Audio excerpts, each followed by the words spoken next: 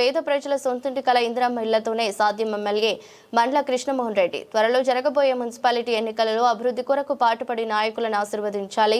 గద్వాల జిల్లా కేంద్రంలోని MLA camp కార్యాలయంలో నందు గద్వాల టౌన్ సంబంధించిన వివిధ వార్డు చెందిన 145 ఆడపడుచులకు కళ్యాణి లక్ష్మి షాదీ ముబారక్ చెక్లను ఎమ్మెల్యే బండ్ల కృష్ణమోహన్ చేతుల మీదుగా లబ్ధిదారులకు చెక్లను అందజేశారు.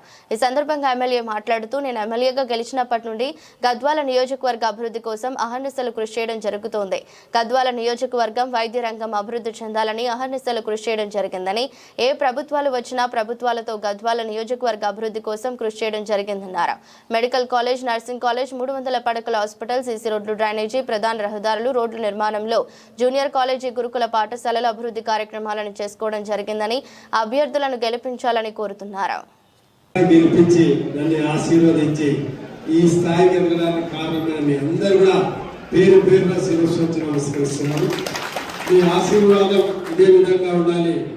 అభివృద్ధి చేసుకోవడానికి అవకాశం మరొకసారి కౌన్సిలర్కి అంటే మా గండరమేష్ సభ్యులకు నా ఎన్నికలు లేవు, మున్సిపాలిటీ ఎన్నికలు ఉన్నాయి. మున్సిపాలిటీ ఎన్నికల్లో మాకు సంబంధించిన వ్యక్తులను గెలిపిస్తే అభివృద్ధి అనేది మీరు ఇప్పటివరకు అంటే నన్ను కూడా నేను 7వ సంవత్సరం అంటే 7 సంవత్సరాలు నన్ను గెలిపించి కూడా నేను వచ్చినాక చాలా మటుకు వార్డులలో కానీ చాలా మటుకు రోడ్లు వేసినాం, సీసీ రోడ్లు కానీ, అదేవిధంగా ప్రధానంగా నీటి సమస్య గతంలో చూస్తుంటారు. ఎందుకంటే చాలా మంది భగవంతుడు మధ్యపరపు అనేది అందరికి ఇచ్చినాడు. అంటే మంచి చేసినది జల్దీ మర్చిపోతాం. అంటే మంచిని ఎప్పుడో గుర్తుంచుకోరు, చెడు రోడ్డు బాగా గుర్తు పెట్టుకోరు. గతంలో నీటి సమస్య ఎంత తీవ్రంగా ఉండే, ఇక్కడ ఏ వార్డుల పైన నేను ఎన్నికల ముందు తిరిగితే ప్రతి వార్డులో నిలబెట్టి నన్ను అడుగుతుంది నాకు నీళ్లు లేవు, నీటి సమస్య తీవ్రంగా ఉందని.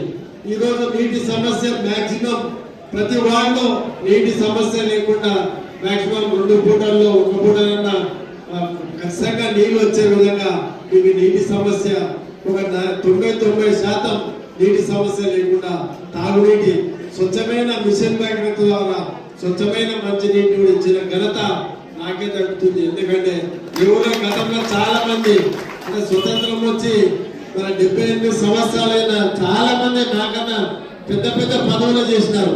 ఎప్పుడు కూడా ప్రజల్లో అందుబాటులో ఉండలేదు.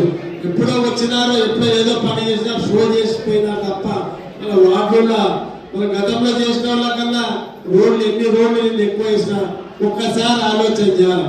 అదేవిధంగా బస్ స్టాండ్ ఏ విధంగా ఉండే, బస్ స్టాండ్ ని కొంచెం కొత్తగా నూతనంగా బస్ స్టాండ్ తీసుకున్నాం. ఇక్కడనే మన ఈరోజు కూరగాయల మార్కెట్ కూడా స్థాపించడం, కూరగాయల మార్కెట్, నాన్ వెజ్, వెజిటేరియన్ అన్ని కూడా ఒకే దగ్గర ఉండాలి. ఫిష్ మార్కెట్ కానీ అది కూడా లాస్ట్ ఫైనల్ స్టేజ్ లో ఉంది. అది కూడా ఇనాగ్రేషన్ కి రెడీగా ఉంది.